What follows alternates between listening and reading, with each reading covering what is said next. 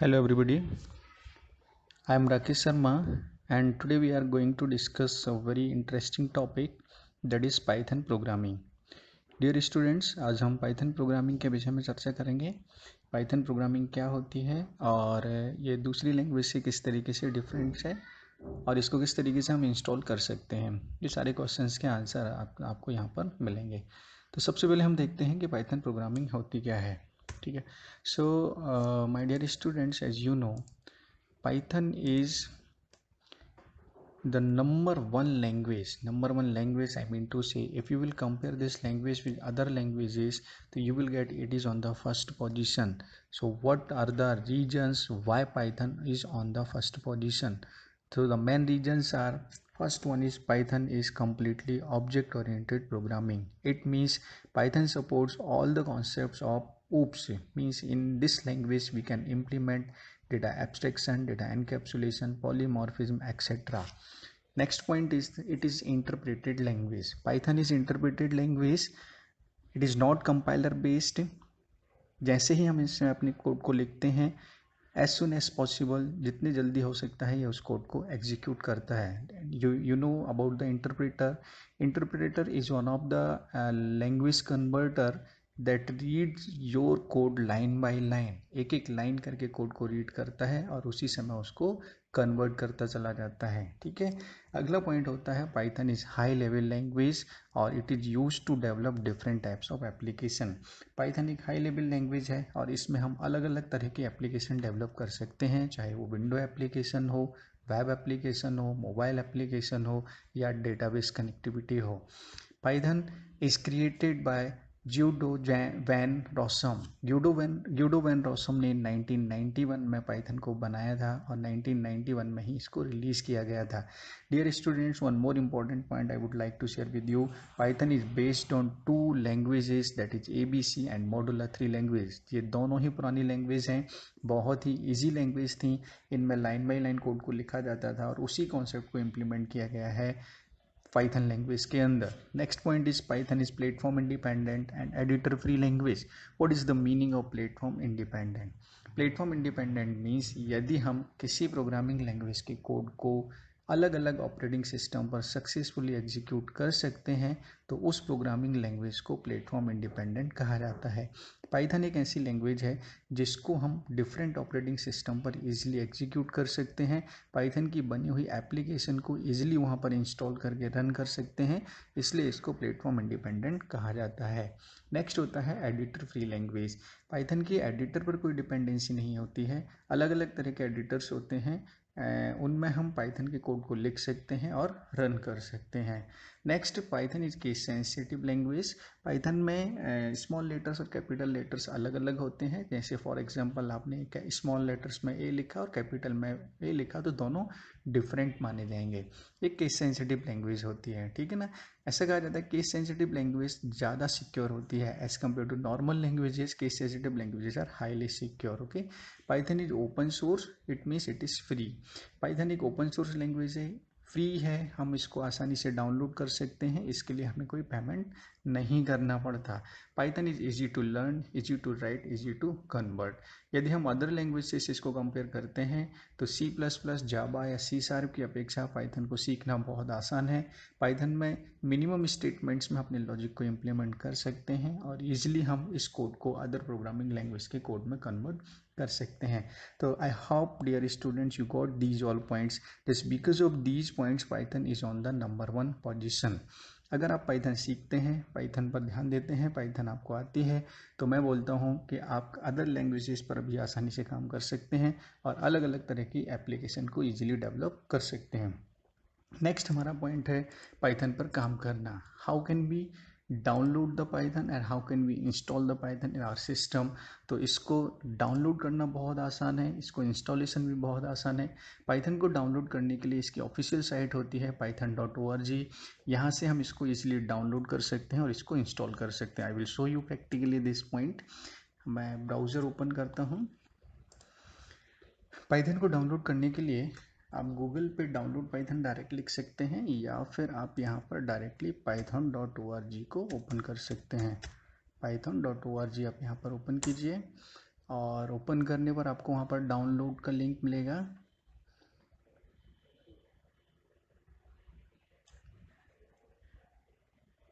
ये देखिए ओपन किया आपने। ओपन करने पर आपको डाउनलोड पर क्लिक करना है और यहाँ पर आपको पाइथन का लेटेस्ट वर्जन जो भी होगा वो आपको मिल जाएगा। आप इस पर क्लिक कीजिए, डाउनलोड कीजिए पाइथन को, और पाइथन डाउनलोड करने के बाद आपको इसको इंस्टॉल करना है। देखिए मैं इसको डाउनलोड करता हूँ, या मैंने ऑलरेडी इसको डाउनलोड किया हुआ है, मैं आपको बताता हूँ वहाँ पर, या देख कर लेते हैं एक बार। डाउनलोड पर क्लिक करेंगे।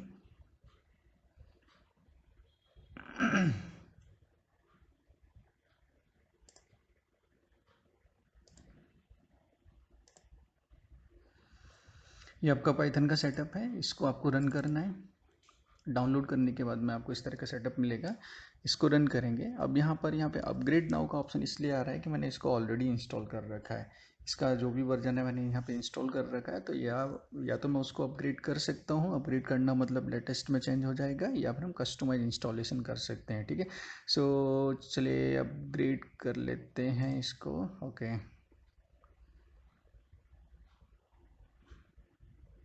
थोड़ा सा इसमें टाइम लगेगा, इंस्टॉलेशन चल रहा है।